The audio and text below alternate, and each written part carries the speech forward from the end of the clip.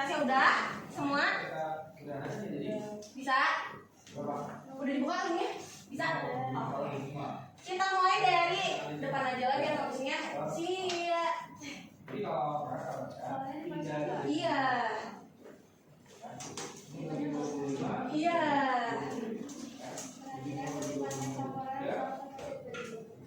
Iguana termasuk ke dalam keluarga ada. Iguana ini cenderung mendiami daerah tropis, hutan hujan, dan daerah berkebun dengan pohon yang lebat. Mereka juga sering terlihat di dekat air seperti sungai atau kolam kecil. Jika dilihat dari segi tubuhnya, iguana memiliki tubuh yang panjang dan rata-rata sekitar 1,5 hingga 1,8 meter. Warna kulit iguana dapat bervariasi, ada iguana yang berkulit hijau terang, bahkan coklat atau orange.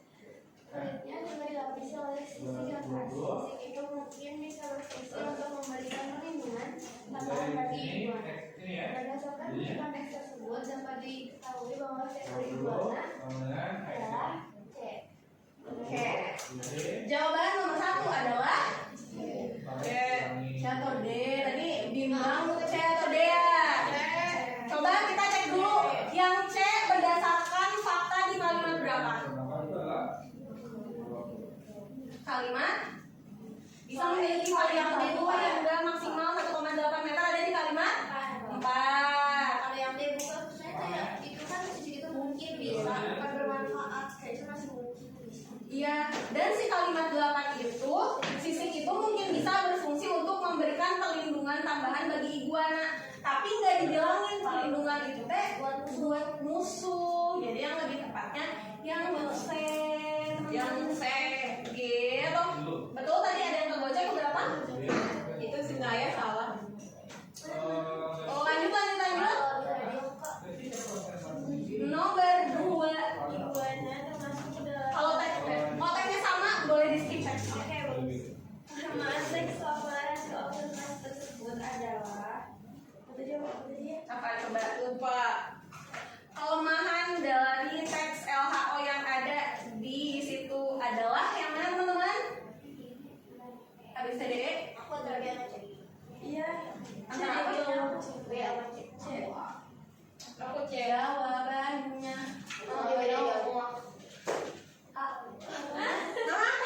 Katanya benar kata itu. Kenapa? Tapi kan itu gini jelasin ada datanya itu kayak Cek. Lihat kalimat 8 teman-teman. Sisik itu mungkin bisa. Boleh nggak di teks LHO kita pakai sesuatu yang begitu nggak boleh ya gitu.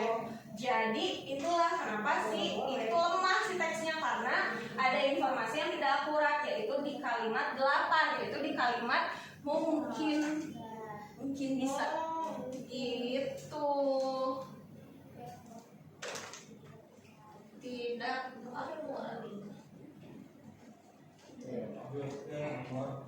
tadi kan gue cek yang apa kok yang kan opsinya B apa C? B, tidak ada opini C, hanya berisi fakta ilmiah sehingga terkesan kurang menarik. Justru harus fakta isinya gitu ya.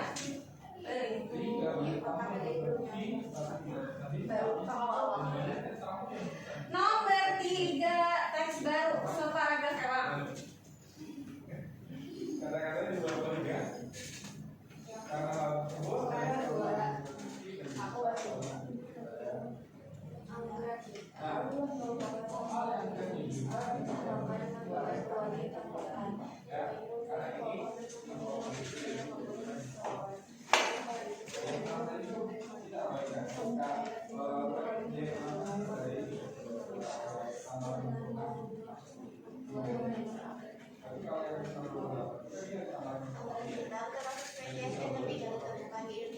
Khususnya di Pulau Jawa dan Sumatera, mereka tumbuh di hutan-hutan tropis yang lebat di daerah dengan kelembapan yang tinggi. Biasanya mereka tumbuh sebagai bebek tanpa menempel di tanah, yakni dengan menempel pada pohon atau batang kayu tumbuhan lain. Kemudian bisa menggunakan akar-akar udara yang kuat mengejar nutrisi dan air dari udara serta lingkungan sekitar. Di samping itu, tumbuhan ini juga memiliki hubungan simbiosis dengan jamur di Mycorrhiza yang membantunya dalam menyerap nutrisi. informasi yang tepat terkait pertumbuhan angka adalah Jawabannya yang mana teman-teman? A, B, C, D, E. Coba kita cek yuk satu-satu. Yang A, anggrek hitam bersimbiosis mutualisme dengan jamur mycorrhiza. Benar nggak kata teksnya? tapi Benar itu nggak? di Kalimat berapa?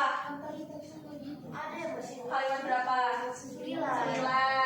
Kalimat 9 bunyinya adalah tumbuhan ini juga memiliki hubungan simbiosis dengan jamur mycorrhiza. Tapi nggak disebutin simbiosisnya apa. Apakah mutualisme, apakah parasitisme. Jadi opsi yang A masih kurang tepat. Yang B, anggrek hitam tumbuh di hutan tropis yang dengan kelembapan sedang. Betul. Ada di kalimat berapa? Kalimat 6 ya.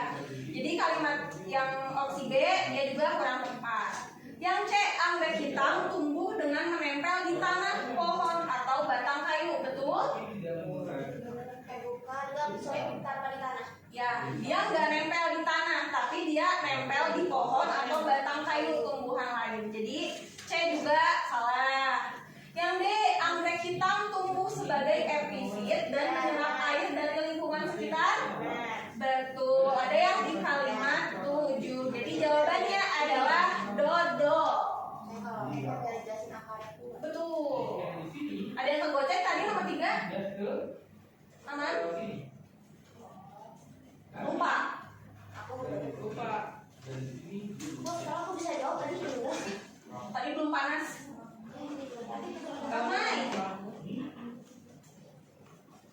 Soalnya.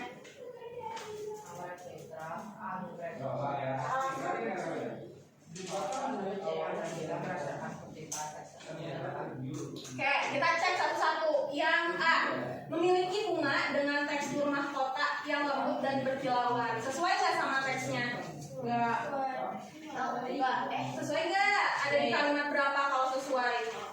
Iya ada dua. Kalimat 2. Bunga ini memiliki kelopak dan mahkota dengan tekstur yang lembut dan berkilauan. Sesuai. Udah, berarti jawabannya yang A. Begitu. Tadi ada yang kegocek? Enggak. Aman? 1, 3. 5. Rel.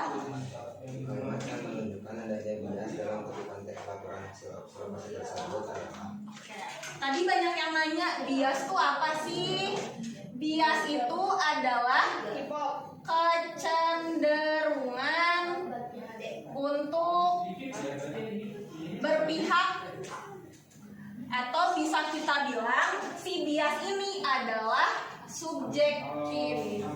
Kalau subjektif berarti adanya di fakta atau opini. Subjektif ada di opini. Berarti kita harus mencari kalimat yang mengandung opini dari bacaan di atas. Yang mana? Ada. Apakah kalimat 2, 4, 6, 8 atau 9? 7. Enggak ada 7. Yang mana sih? Nomor 5. Kalimat 4. Yang mana yang opininya? Terlihat unik dan menawan. Unik Kayaknya aku salah itu. Unik dan menawan kan itu subjektif. Unik teh kata siapa, menawan teh kata siapa. Gitu.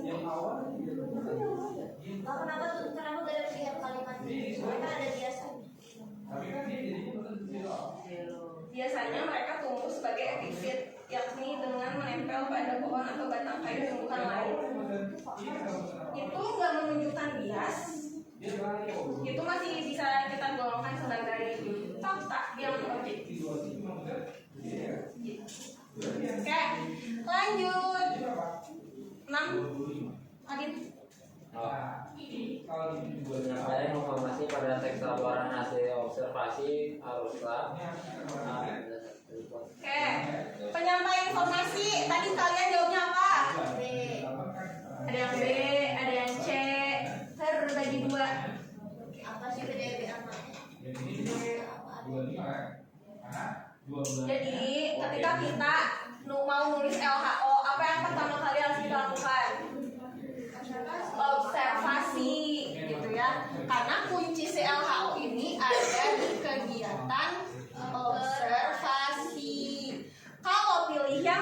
berdasarkan fakta. Iya sih benar berdasarkan fakta. Tapi fakta bisa kita dapatkan tanpa harus kita lakukan observasi. Jadi ada nih jawaban yang lebih mendekati lagi, yaitu yang C. Berdasarkan kenyataan di lapangan. Tadi aku nanya itu katanya bukan.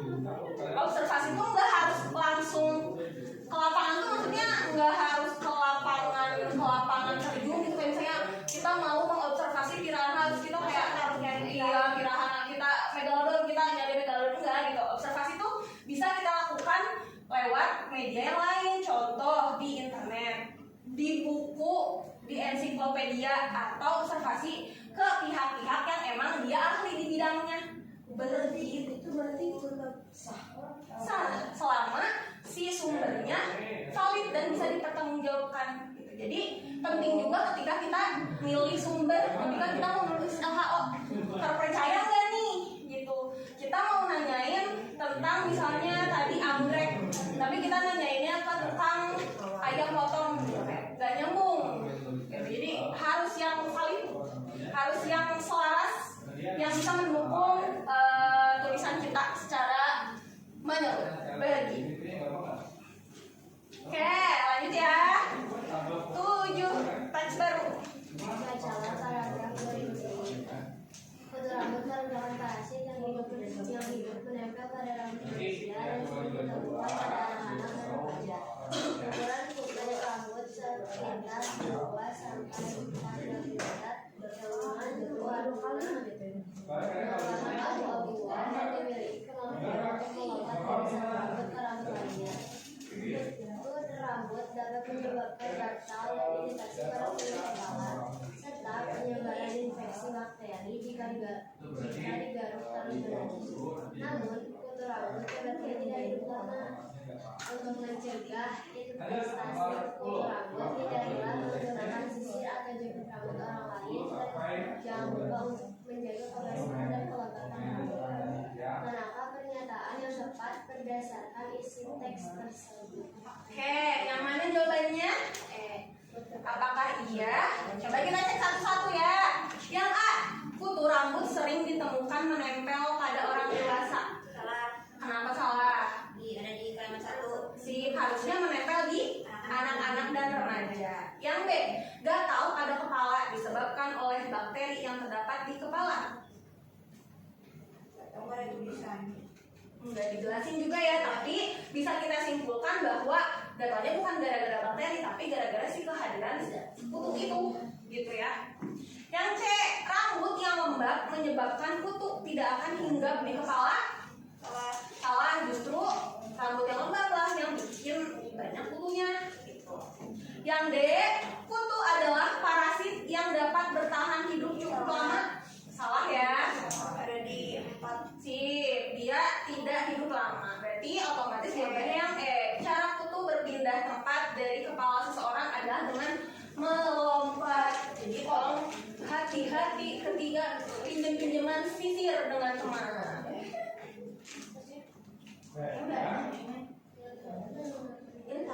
Tapi kalau misalnya itu kan sampai ya sih kita nilai ada. 8. Soalnya aja.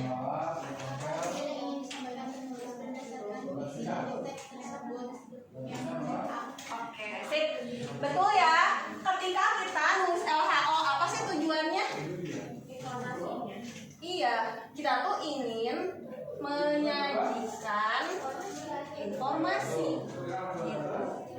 Dari informasi ini diharapkan pembaca kita jadi bertambah ilmunya gitu. Dia nggak ada tujuan untuk membujuk, nggak ada tujuan untuk mempengaruhi atau mengajak, tapi benar-benar untuk menyajikan informasi dari hasil kita observasi. Jadi jawabannya yang A. 9 teks baru separagraf elang. Ya. Dari tesnya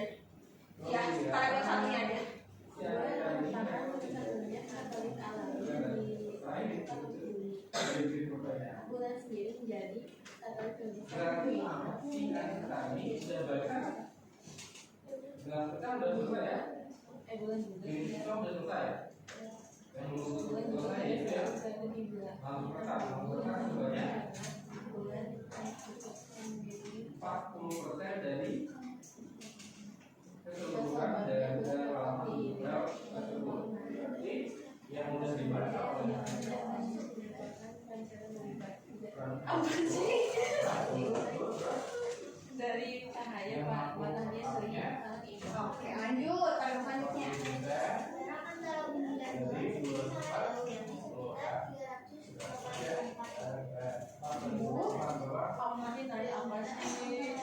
30 kali diameter bumi. Sedangkan untuk diameternya sekitar 3.100 bulan mengelilingi bumi setiap 27,4 hari. Sedangkan untuk variasi periode antara bumi bulan tersebut terdapat pada fase bulan yang selalu bergerak sebanyak 29,5.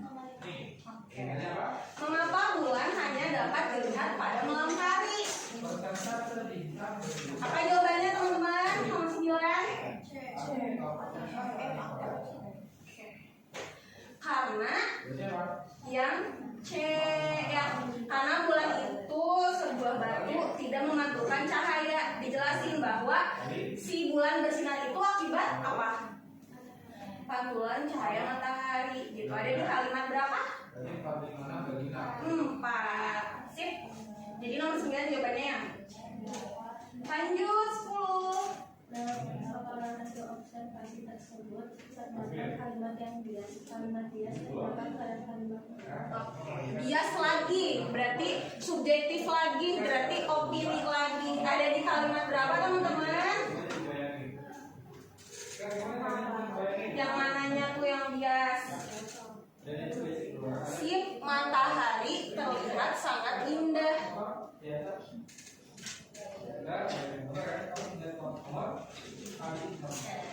Ini sangat-sangat subjektif gitu ya.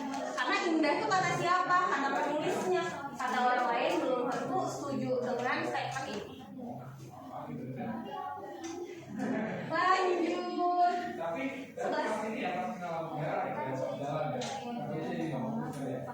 Kan kau macet tuh. menunjukkan bahwa Ya, sekali ini ya. nanti memiliki manfaat. Apabila harus ada dalam laporan hasil observasi.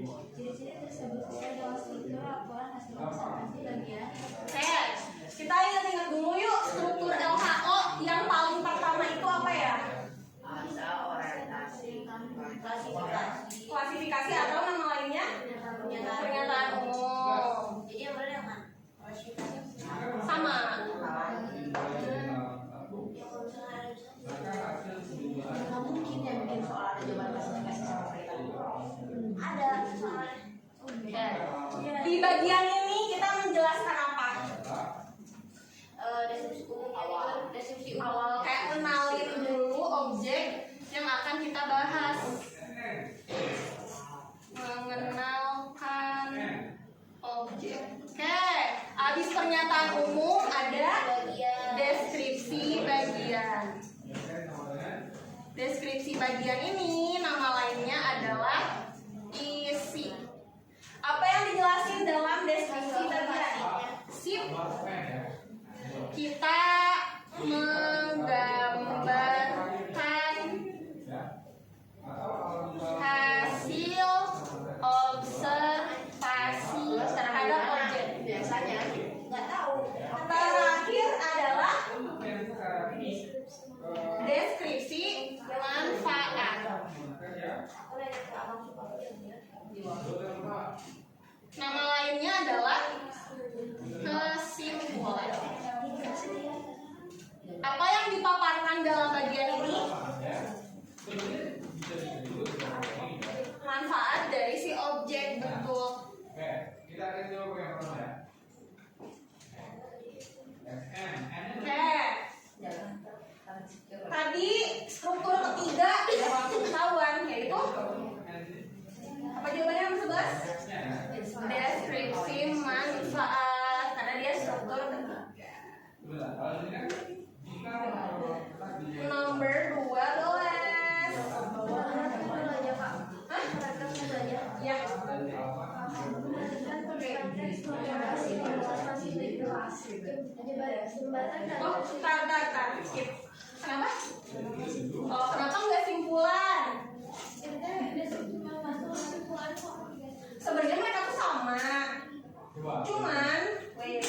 Yang pertama merupakan struktur ketiga, terus menunjukkan bahwa setiap objek memiliki manfaat gitu. Jadi sebenarnya di bagian akhir itu tuh si deskripsi manfaat itu opsional sih. Boleh kita tutup dengan kesimpulan karena menjelaskan manfaat. Clear? Itu pernyataan umum klasifikasi atau klasifikasi?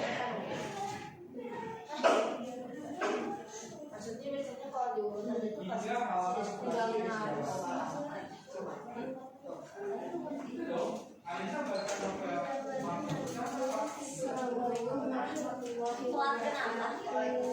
Masya Allah, kelar. Pasti main sana. Pasti main aja. Kamu main ya? Kamu jangan tidur.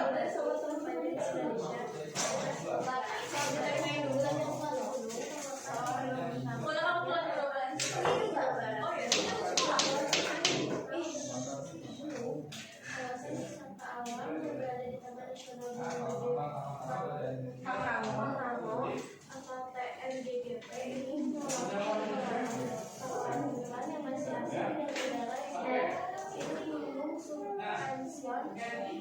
Atau jembatan